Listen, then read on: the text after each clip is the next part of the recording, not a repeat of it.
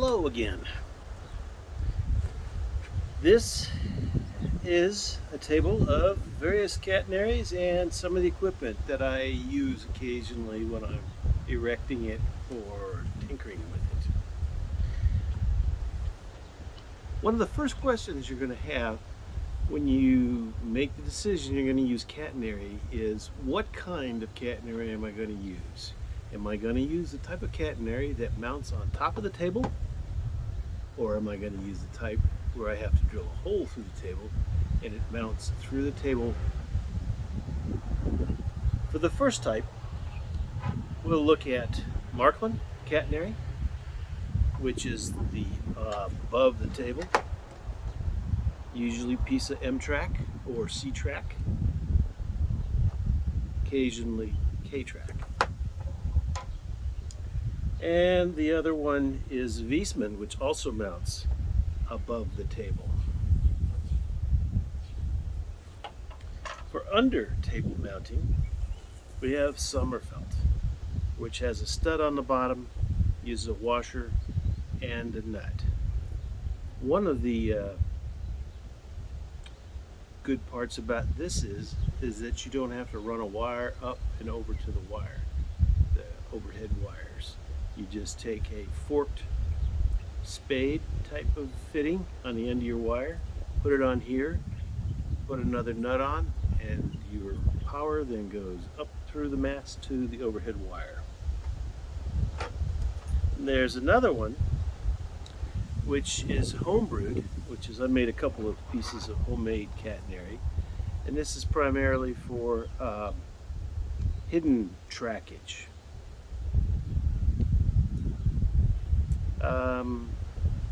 We'll look at some of this and we'll look at some others later.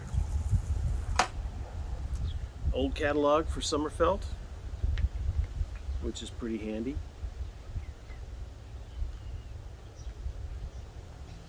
Shows you how to put masts on a curve, shows you all the different kinds, and they do have an online catalog if you go to their webpage.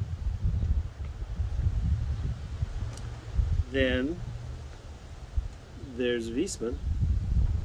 As far as I know, I've never really seen a book on Marklin, but it's pretty easy to understand. And the Viessmann catalog is divided into sections. First part being table of contents.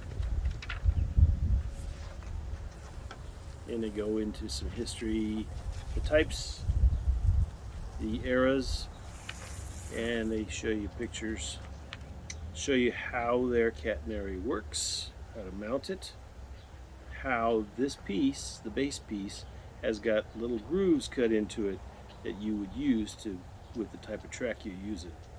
So if you're using a Rocoline track, you cut the tab off completely.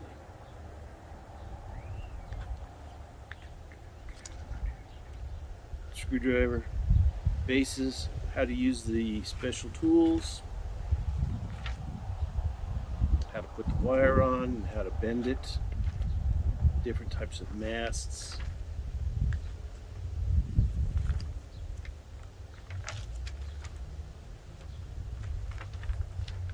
And this section deals with the different eras.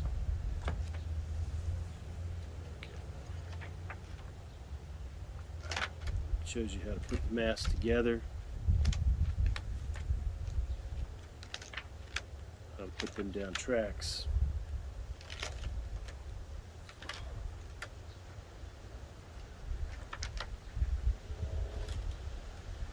Double type masts, double, all the different permutations of the Viessmann system. Now, another question you'll ask yourself is, am I going to power my catenary? Or am I just going to use it for the fact that real trains operate on catenary and I want to try and make this as realistic as possible? Both Viessmann and Sommerfeldt allow you to do that with all the various combinations and ways of putting catenary together. Marklin catenary, we have two generations of it. We have generation 1 with an A, B, and C series, and we'll talk a little bit right now about the difference. As you may remember, I sent you a layout from 1939 with the original catenary on it, which uses a ribbon for the upper rail. There's no attempt to make it realistic. Its only purpose was to allow you to run two trains on the same track via analog. So the masts and the ribbon rail that is mounted up there are not very prototypical. B series, yep, they started making them a bit more prototypical. This is the B series, and this is literally the B series, which was designed to go with M-track. Has a plate with a bent up end where the track snaps into, like that. Has a mounting hole if you wanted to put a screw in, but the track is sufficient to hold the mast in place. The mast is mounted with a nut to a stud to the plate. And that is the B series. The C series is a little more sophisticated. They've stopped putting the piece on top. Either that or mine has been cut off. Might have been cut off, a little insulator.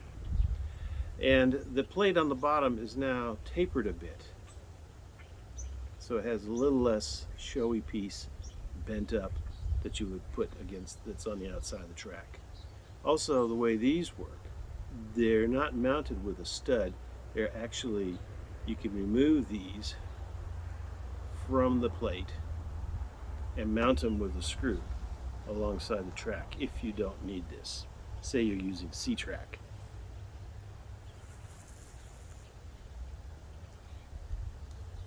So, Marklin, the original catenary, you can run your trains off the overhead with these. The wire, which was originally a ribbon rail, evolved into the B series, or and that's what they've used throughout in the 50s on. It's stamped out of a piece of metal sheet. It has the catenary rail above, and it has the contact rail on the bottom. It's very firm, it will not sag at all, and it can be shaped to go around a curve. Ergo, the pieces are pretty much the same, except they made a few adjuster pieces so that, because nothing ever works out when you're doing a loop, so you may have to have one of the longer pieces that has an adjuster in it to fit the last section. They work pretty simply. They have loops on the ends, and you just pop that on a little snap-on device, and then the loop goes into the hook on top. We do the same at the other end.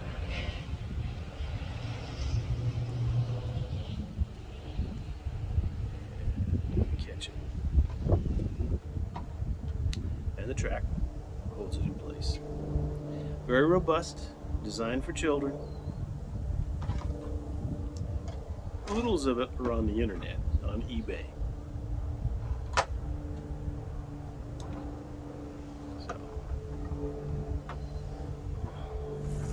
So that is the first generation A, B, and C series, and until they came out with the second generation. Now, Viessmann come out with a catenary, and pretty much I think they make the catenary for Marklin. The difference being the Viessmann catenary has like an isolator on the contact arm and up at top for the catenary. Their wire has hooks on the end, and if you look carefully at these hooks on the bottom, they have like a little divot or an uplift on the end of the hook. So that allows it to snap onto this. And then this top piece just loops around the top. You can move it anywhere you need it on this isolator piece right here.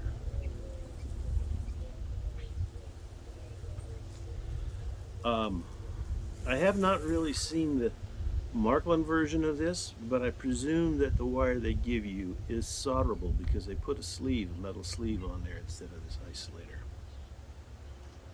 To mount these,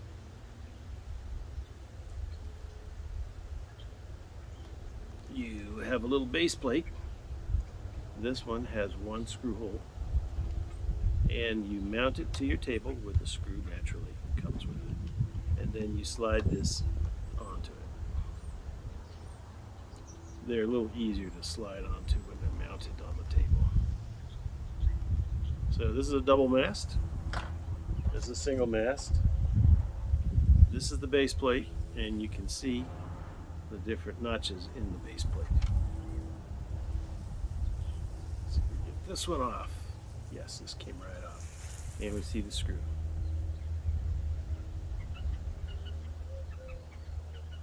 Pretty clever. Viessmann sells these in boxes. You can get a box of these that are designed to work with the ice train set that Marklin sells. So loop, enough catenary to cover a loop. They have a tower mast with 3. You can cover 3 tracks. They have bridge style that covers about 3 also. And you can see, no, that's the same as that. It also slides onto a base which has 2 holes in it for 2 screws. And these are adjustable. You can move them out. You can take this off, remove this, and then turn this around. So there are various ways of doing this mast. Now, Marklin, pull-offs. The early Marklin also has pull-offs, which is usually a piece that snaps onto their mast, which has one cogged tensioning device on top. This is the Viessmann variant of that, and you can see it comes with two wires, 2 pull-offs, one for the contact wire and one for the catenary. And they are little sleeves, so they actually slide onto this. This is an elastic type thread that they use in here. And these go to their weights. Oh yes, there is another one in here, another cogged wheel, but it's got sort of turned. So that is this. Now, the Viessmann catenary by itself may be problematic in its taking of electric power. So what they've done, and which is used in the prototype, is they've created a Y contact wire, or Y wire, and it just looks like that. And what you do is, I think we can see it best with our book. Let's see if I can find this quickly.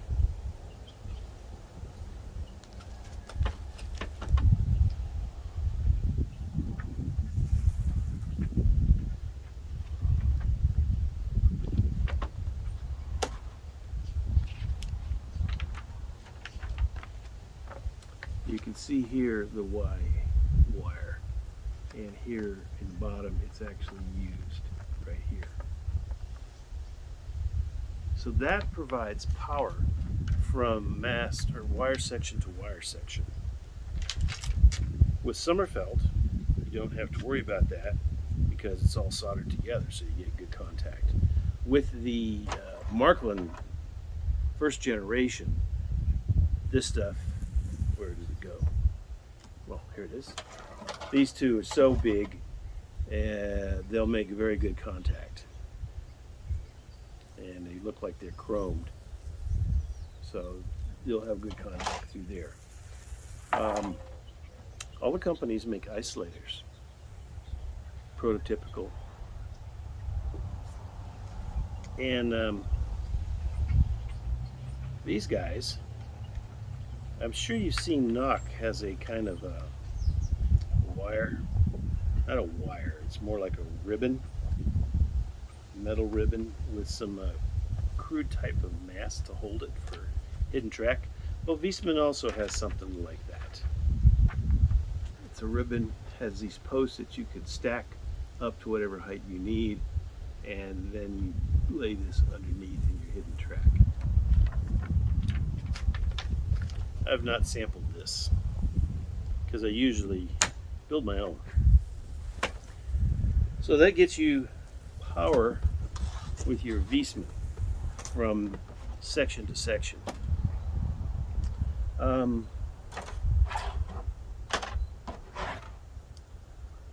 Let's talk about this. I think we know we're going to drill holes along the track, and let's just take a look at how we determine where mast positions go. So these are the Viessmann.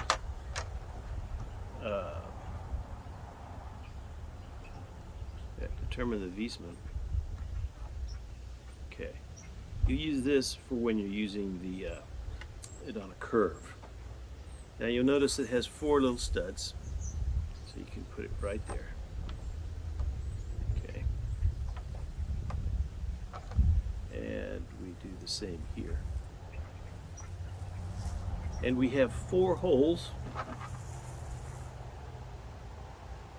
and on here it tells us the distance out they are. Now you use your Viessmann book there to tell you which one of these holes you want to use for the masts you're using. And then you put your little rod with a point on it through here,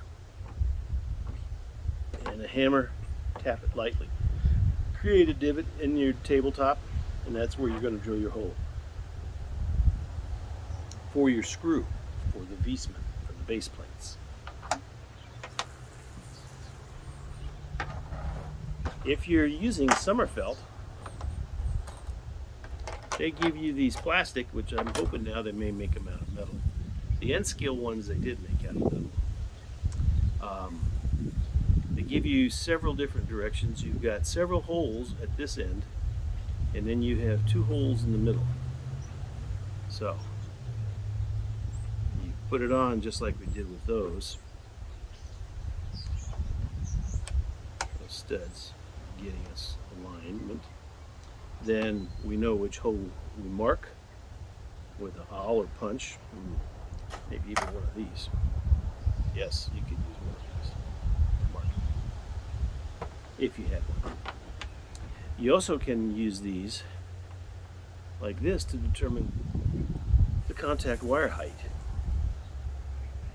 And I think you probably have seen various people and stuff who mount these to the ends of cars, usually little old flat cars, and that's how they move them around. Oh, I find it's actually better to mount it to a piece of a cut down 2x4.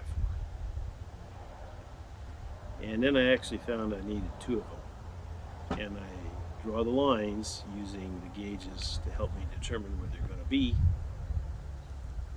for the wire when it goes side to side. Because as you may all know by now, catenary zigzags over the track, so you get better wear on your pantograph. So what I do is I put this in place with the catenary above it. Wire contact arm is right there, and I can do soldering, and sometimes you even want 2 of these there that you go in and solder, which is why you can see I have so many burn marks and a little bit of melting from where the catenary wire got hot. Melted this a little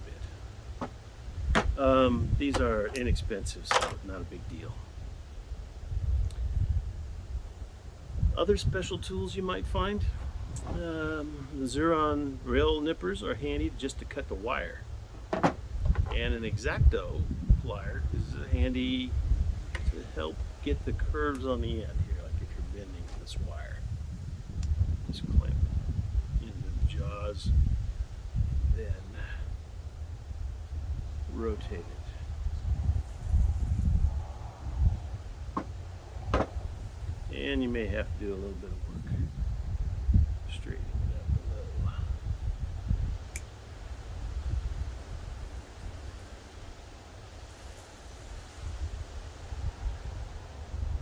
So, then these are the Viessmann pliers, and they're interesting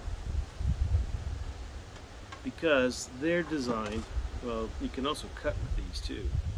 And you can actually cut with those.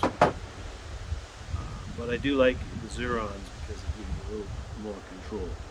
But you'll notice it has these tabs on the end of the pliers, and this one right here has a groove in it. And the way that works is you put this in there, and then you bring this down. Now the smaller one on top, if you'll notice, is got a kind of a rounded surface to it. So when we bend this, right you go. Oh, I should have bent it up. Okay. I'll just get it straight again.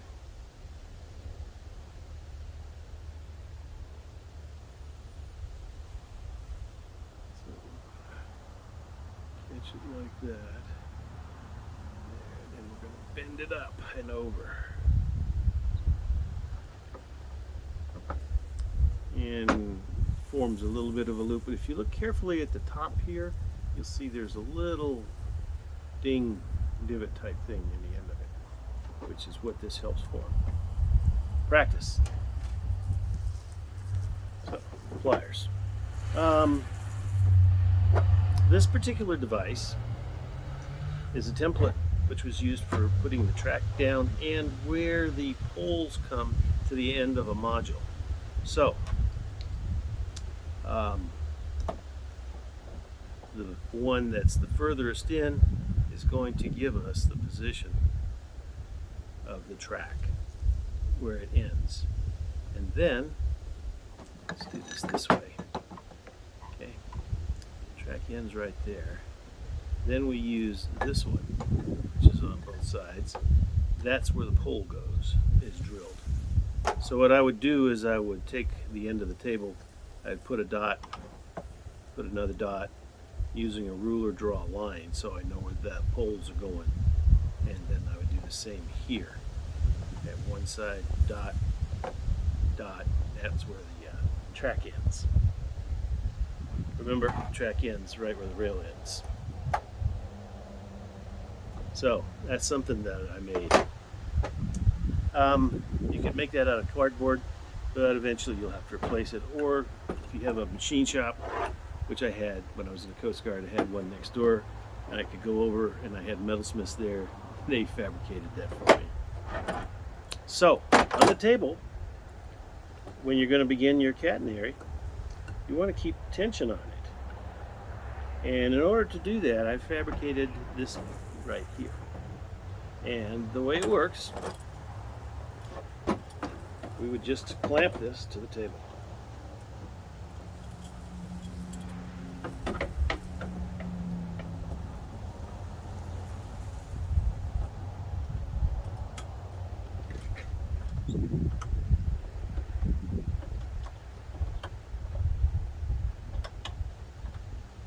Okay, so that's clamped to the table.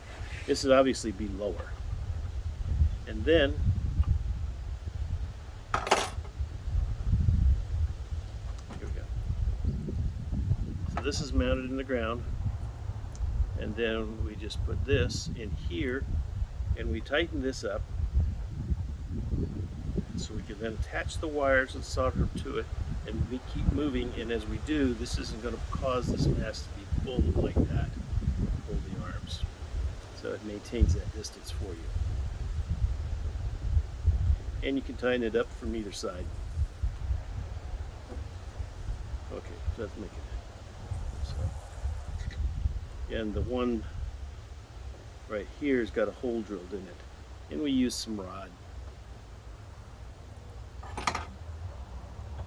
This is handy when you're doing modules because you usually don't have anything to attach them to. And I think we pointed these out before. These are the ones that I just tried putting together. I think I actually found the dimensions in an O gauge magazine for these, because they were actually just then taking a bit of N gauge rail and soldering it to the bottom and used that as the contact rail, literally contact rail. So that's pretty much Viessmann, Sommerfeldt, Marklin.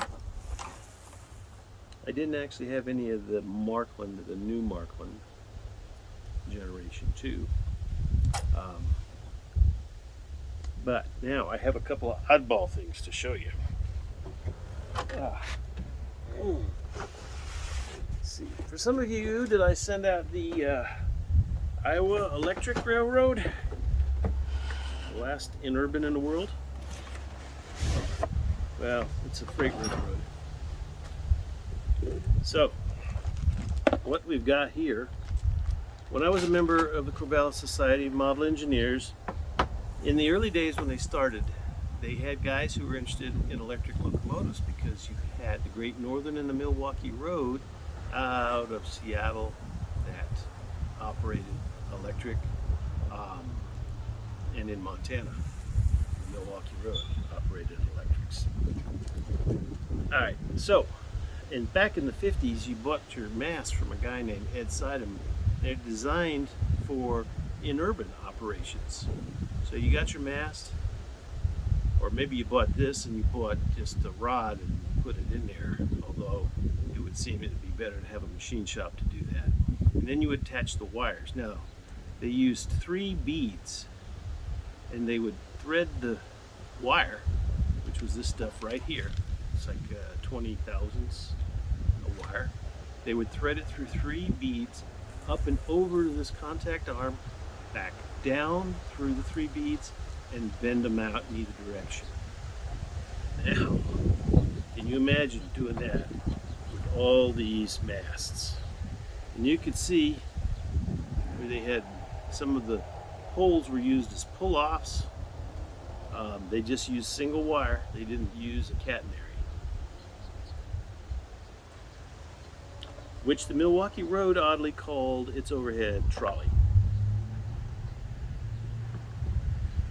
Here's a piece that could go over several pieces of track. They had several of those from a yard, and they had scads and scads of masts. So if I ever decide to put some trolley in, put a trolley line in, I won't have to buy anything from Sommerfeldt because I'll already have all this stuff. But I'm not the kind of guy who wants to spend days building overhead for trolleys. So we're going to dabble a little bit into N scale catenary.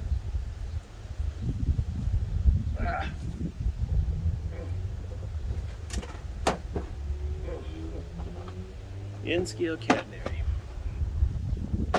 This is enough catenary in here to do a 2-foot by 4-foot N scale layout.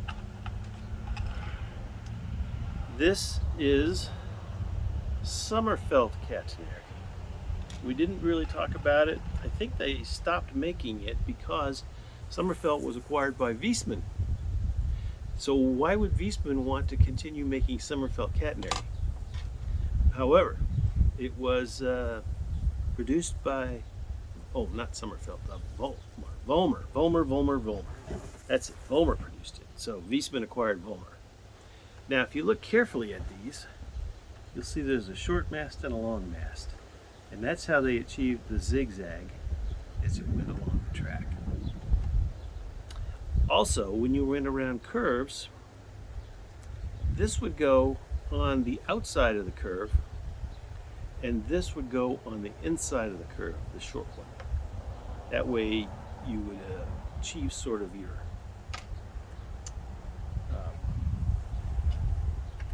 zigzag effect. And here is basically Sommerfeld's version. As you see, it also has a short and a long contact arm. And these you would drill a hole and then just tap them in with a hammer till you achieve the depth you wanted. You could solder a wire to the base of these to get power up to your mast.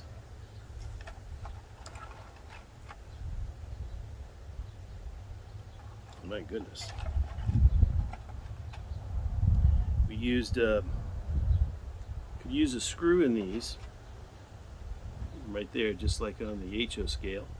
And there was also a hole in the back, or maybe I put the hole in the back for a tie. I mean a spike, tie spike.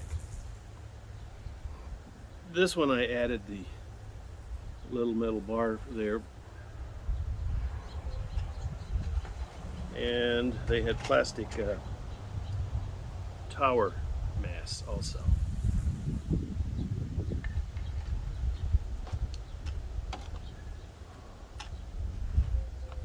Pretty cool. I dabbled in N-scale for a short while. Built a little 2-foot layout. It was very cool to see the sparks flying off those little pantographs. So that pretty much covers everything I want to talk about on the overheads. So now I open the floor up for you guys to ask questions, and we'll see if you can stump me. Oh, one other thing. If you become an expert in Viessmann and I would say Marklin catenary, you'll have one of these. This will make you a master at catenary. If you have the Sommerfeld versions, in addition to this, you're a PhD. I have the Sommerfeld versions, but they're somewhere buried in the house. I don't know where. All right, the floor is yours. Have a great day.